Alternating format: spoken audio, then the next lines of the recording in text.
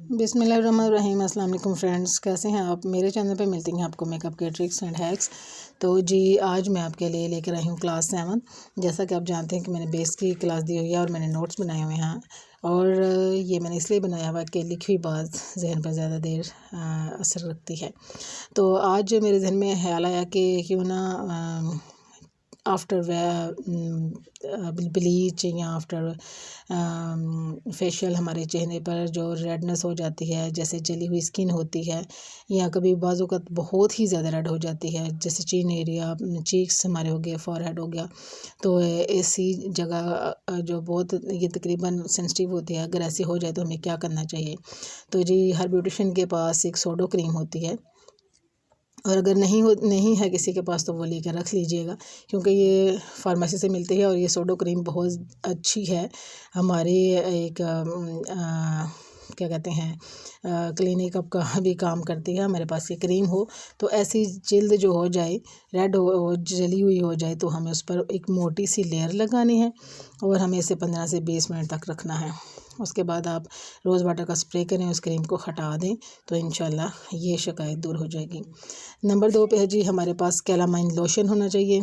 Calamine lotion बहुत बेजार सा है, लेकिन इसमें बहुत ज़बरदस्त है इसके फ़वाइद हैं। ये तकरीबन 40 रुपीज़ का आ जाता है फार्मेसी से। इसका भी हमें मोटी लेयर लगानी है और इसको 1 घंटा तक लगा के रखना है और उसके बाद इसको हटा दें।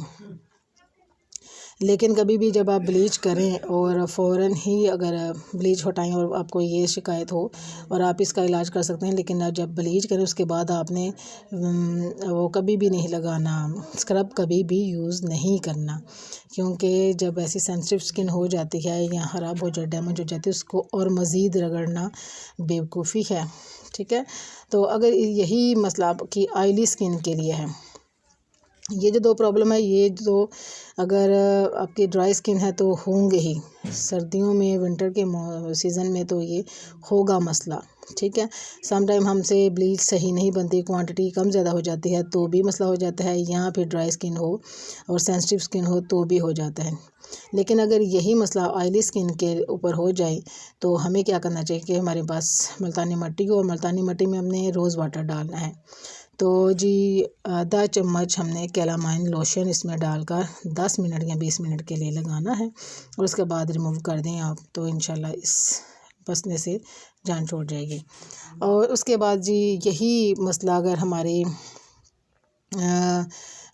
पास क्लाइंट आता है और कहता है जी मेरे स्किन पे दाग धब्बे हैं, जली हुई स्किन हो गई है और अनइवन स्किन है और जली जली सी लग रही है, तो आप उसका इलाज होम रेमेडी से कर सकते हैं। तो जी हमारे पास क्या होना चाहिए, एक आलू का जूस, जिसको आप बताएं कि उसको ग्रेटर करें और छन्नी से छानें या हाथ से निचोड़ कर या मलमल के कपड़े में डालकर उसको निचोड़ लें और उसका जो पानी है वो स्प्रे बॉटल में डालकर उसका स्प्रे करें और उसको साफ़ नहीं करने की कोई ज़रूरत नहीं, उसको लगा रहने दें। या फिर आप उसको रुई में डुबोएं और अपनी जो ज़्यादा आपका एरिया है जो ज़्यादा इफ़ेक्टेड है, तो वहाँ पर आप रुई के साथ लगाएं। और दूसरा हमारे पास नंबर 2 जी हमारे पास मिल्क पाउडर हो। 1 चम्मच आपने मिल्क पाउडर लेना है, आधा चम्मच आपने हल्दी लेनी है। हल्दी जो बाज़ार वाली होती है वो रंग छोड़ती है, वो नहीं लेनी है। अगर ना बाज़ार वो दूसरी मिले आपको तो ये भी चल जाएगी, लेकिन दूसरी जो बग़ैर रंग के होती है उसको कहते हैं कस्तूरी हल्दी। तो आधा चम्मच आपने कस्तूरी हल्दी लेनी है और 2 चम्मच आपने आलू का जूस लेना है। ठीक हो गया, और ये आपने मिक्स करना है और चेहरे पर लगाना है, तो ये चेहरे का रंग गोरा करेगा। और जहाँ जहाँ भी पिगमेंटेशन का असर ज़्यादा है वहाँ ज़्यादा लगाएं और पिगमेंटेशन हमारी दूर करेगा, चेहरे को ब्राइटन अप की तरफ लेके जाएगा, शाइनिंग की तरफ लेके जाएगा और स्मूथ और हेल्दी स्किन बन जाएगी। तो कुछ चीज़ें हमें जब हम घर की चीज़ों से ही, टोटकों से ही जब इलाज कर सकते हैं, तो हम बाहर वाली चीज़ें अगर इस्तेमाल करते हैं तो अगर बाहर वाली चीज़ें नहीं भी ले सकते हैं या कोई मसला है जा नहीं सकते हैं ले नहीं सकते हैं तो हमें घर वाली चीज़ों को इस्तेमाल करना भी हमें आना चाहिए कि फ़ौरी अगर आपके पास कोई मसला लेकर आ जाए तो आपके पास बताने के लिए कुछ करने के लिए हल मौजूद हो। तो मैं जो भी आपको बताती हूँ मेरे जहन में होता है, लेकिन मैं लिख लेती हूँ ताकि बाद में ये मेरे जहन में भी मौजूद रहे। सम टाइम जहन से चीज़ निकल जाती है तो फिर ये है कि लिखी हुई चीज़ जो है ना वो जब अवरगर्दानी करते हैं तो आपके जहन में याद रहती है। तो जो मुझे लिखने का बहुत शौक़ है, मैंने हर अपनी रेमेडी, हर अपनी चीज़ और बेस चार्ट सब कुछ मैंने लिखा हुआ है, नोट्स बनाए हुए हैं।